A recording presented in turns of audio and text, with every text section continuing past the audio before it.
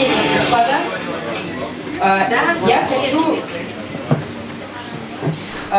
чтобы вы сами решили, что вы хотите слушать. В общем-то, либо я прочитаю несколько стихов покороче. Ну, здесь много людей. Вот, либо я прочитаю вам поэму. Поэму. Но она грустнее. Поэму. Давай поэму, это интересно. Ты уже поэму. Ну я уже сейчас буду плакать очень очень. Ну, решайте. Поэму. Поэму. Не, только не сиди, умоляю. Нормально? Столько совместных минут у нас могло бы быть, но я не знал, что ты, моя лавина, существуешь. Не знала я того, что ты тоскуешь по прелестям любви. Ты их малюешь на стенах комнаты и на асфальте, и голос твой, словно огранка в бриллианте, так важен для немых твоих картин. Ты им поешь, они грустят, смеешься, но твои образы тоскуют. Ты создала их, не скупясь на краски яркие, и взор балует ветреная осень, и взгляды жжет таинственный рассвет.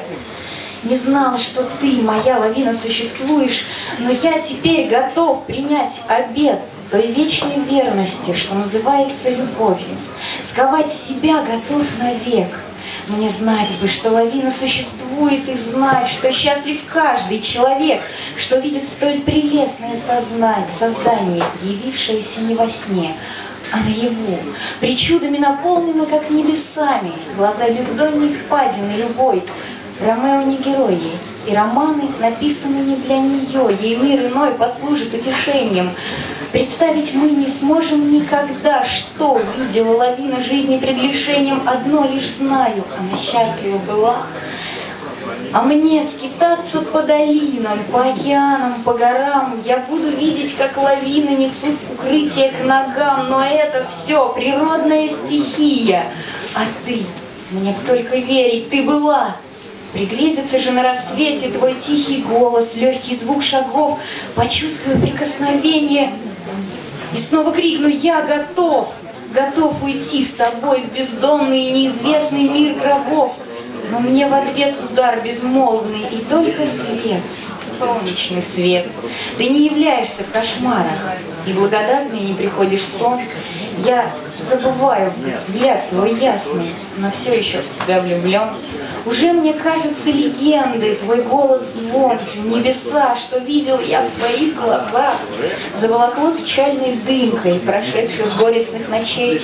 И сколько бы ни думал я о ней, как бы ни была она милей других, кто ходит по планете, уже не вспомнить взоров этих, что так любил, я так любил. Страдал, благодарил и падал, и летал, мечтал, мечтал, мечтал. Любимая моя лавина, святая, главная моя, легенда ты, неповторимая, невосполнимая, необъяснима, моя любовь к тебе и боль моя. Но я устал, я отпускаю тебя в твой долгий вечный путь, и в памяти своей вернусь к тем дивным дням, где ты жила, смеялась, пела и любила. Когда щетину тронет седина, когда мне внуки скажут: дед, Ундина, расскажу им про тебя, про твой неповторимый звездный свет.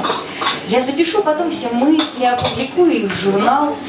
И жизнь я положу, чтоб стать великим поэтистом, чтоб каждый про тебя узнал. И пусть все думают: легенда, на 100 вперед, на времена. И мне бы знать, что ты была реальной, я верю, не придумана она. А может, это просто сон, приснившийся в мой юношеский возраст, где я мечтала об идеальной в то времечко, в которое был холост.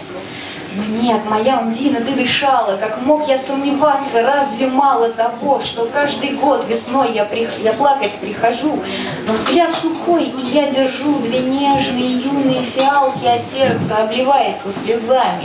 Хоть знает, бесполезно все, ты в мир иной ушла счастливыми глазами, и счастье забрала мое.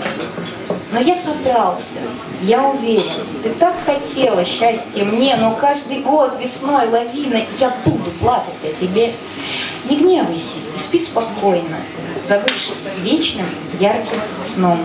И лишь картины мрачно и безмолвно грустят дождливым летним днем.